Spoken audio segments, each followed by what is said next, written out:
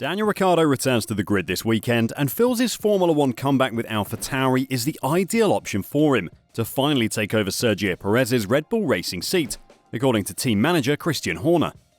It will be the return of the Honey Badger after his difficult time at McLaren.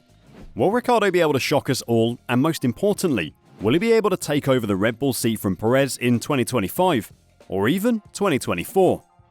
Red Bull's senior squad has loaned Ricciardo to sister team AlphaTauri for the rest of the season, taking the place of Nick de Vries. Ricciardo's mid-year return is a surprise, since he joined Red Bull as its third driver for 2023, after accepting to an early termination of his McLaren deal. Especially considering the fact Ricciardo was against joining AlphaTauri at the start of the season. Returning to the grid with a backmarker team, as AlphaTauri will be in 2023, contradicts Ricciardo's prior statements that he was solely interested in obtaining a competitive berth. And Horner has now stated that Ricciardo only sees this as a means to an end, with the ultimate ambition of joining Red Bull Racing next to Max Verstappen. Verstappen and Perez are under contract for the 2024 season, and Horner has claimed frequently that both will continue with Red Bull Racing in 2024. And for the time being, Ricciardo's objective is being discussed in terms of succeeding Perez in 2025. That is the end of Perez's contract, and Horner said Red Bull has no intentions for Ricciardo after 2023.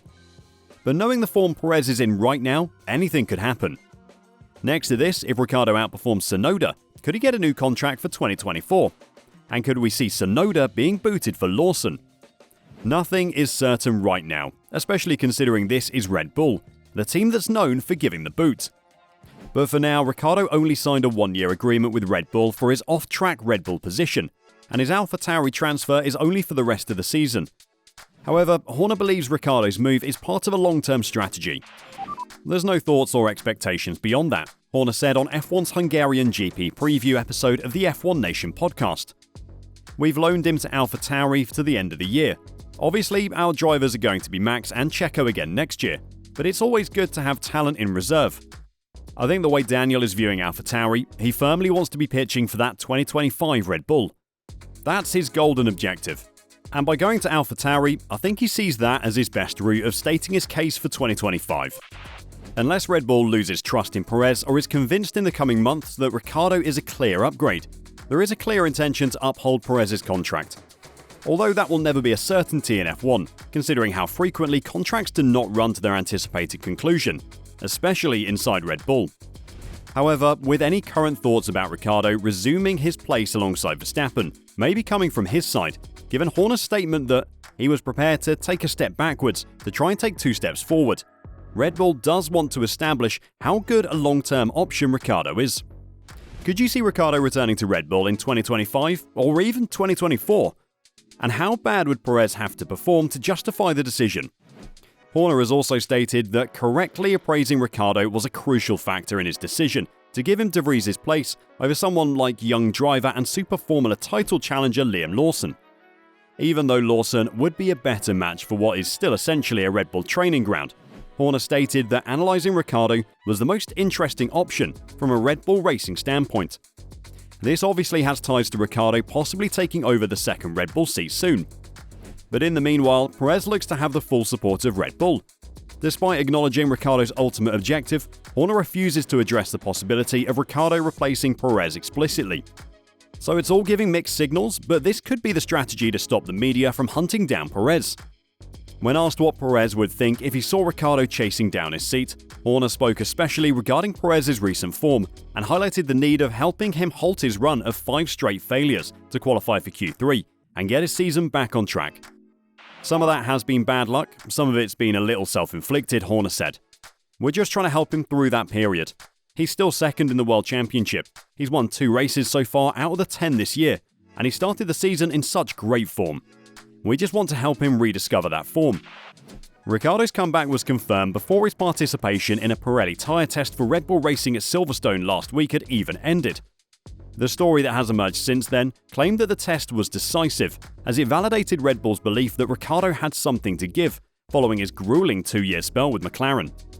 Horner called Ricciardo's test performance extremely impressive, and backed up some suggestions that Ricciardo's pace was strong enough to qualify on the front row of the grid for the British Grand Prix. It was a little bit like we tested him 10 years ago, Horner remarked, referring to Ricciardo's 2014 Red Bull Racing drive. We were looking at who was going to be the right person to replace Mark Webber, and Kimi Raikkonen was one of the favourites at that point. What impressed me the most, I went up to have a look at the test last week, was, bearing in mind he hasn't been in a car for 7 months, within his 3rd or 4th lap, he was down to a time that was within a second of what our drivers were achieving. Then his first proper run, as it were, on tyres that were comparable, you could see his confidence was growing and growing. And that first lap, on probably what was his 7th lap of the day, would have put him on the front row of the grid, so that was hugely impressive. Obviously, those times aren't representative for real race pace, but it did show that Ricciardo was on it. I was just pleased to see that he was still able to operate at that level, said Horner. I mentioned to him, that would have put you on the front row of the grid, and you could see almost the relief in his eyes. It almost was like the pressure release off his shoulders, that he could still do it, that he wasn't going mad and the old Daniel was still there. Then his long runs were very impressive, and the work that he did for Pirelli was absolutely on the money. Regardless of the specific reasons for the decision, the timetable, or what it may or may not lead to in the future, Ricciardo will be back on the F1 grid this weekend, and he's back in a worse car than the last time he raced. This season, AlphaTauri has scored 2 points, both through Yuki Tsunoda. So to outperform his predecessor De Vries, Ricciardo must accomplish virtually little on paper. The ability of this car to do much and his ability to overcome its limits are 2 important aspects in Ricciardo's return. When Red Bull was contemplating him, they were concerned about this. However, Ricciardo left the decision makers persuaded that he would at the very least meet the basic prerequisite of being up for this assignment. First of all, it had to be clear. Did he want to do it, Horner stated. Stepping into an AlphaTauri is very different to driving a Red Bull car, and it will certainly have its challenges. The thing that we needed to be sure of was if he was up for that challenge, scrapping to get out of Q1. And he seemed more than happy to go back into that situation, to get back on the grid and be a Formula 1 driver again. Ricciardo's change of circumstances, being out of F1, also altered his outlook. He would not have accepted any lower midfield offer in the middle of the season, but one link to Red Bull is more enticing, and he's plainly eager to return. Then it's only a matter of performance. Matching Tsunoda, who is in the greatest shape of his short F1 career and looks to be on top of a poor car. However, whereas De Vries was dismissed for falling short of that standard, Ricciardo appears to be getting special attention. He has a lot more experience, thus his expectations will be considerably greater. Horner, on the other hand, speaks as though the difficult part has already been completed by resurrecting him from his McLaren nightmare. In the junior team, there are very high expectations, but Daniel isn't a junior driver, said Horner. He's already proven himself in the time that he's had with us, and therefore it was just trying to make sure he rediscovered the form that we knew he was capable of. One tyre test does not prove Ricciardo has. The following few months will be a better predictor, beginning this weekend, when Ricciardo may learn how long the path to recovering a Red Bull Racing seat will be. Daniel Ricciardo himself knows this as well, and has detailed the handling qualities and expectations he hopes to achieve in his new AlphaTauri A204 in Budapest. Returning to AlphaTauri, with whom Ricciardo raced under the Toro Rosso name in 2012 and 2013, before his promotion to Red Bull, Ricciardo says he's optimistic of having a car with which he can connect.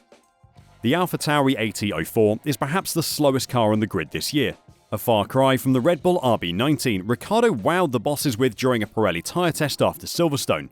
But Ricciardo is optimistic about the car's predictability, as he jumps in mid-season with no testing time.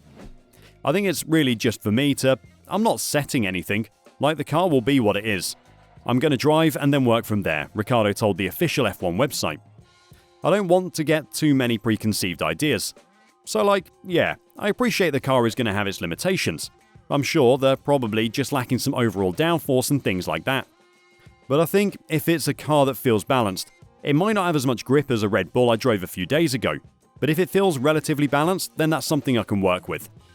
But I'm looking forward to also developing it and using my experience. But ultimately, I think for Budapest, it's just go out and have fun, and try and use more right foot than left and have a good time. What are your expectations for the Honey Badger this weekend? Will he shock the grid, or will he fall through? And what about that Red Bull seat? Will he be able to regain it? Let us know your thoughts in the comments down below.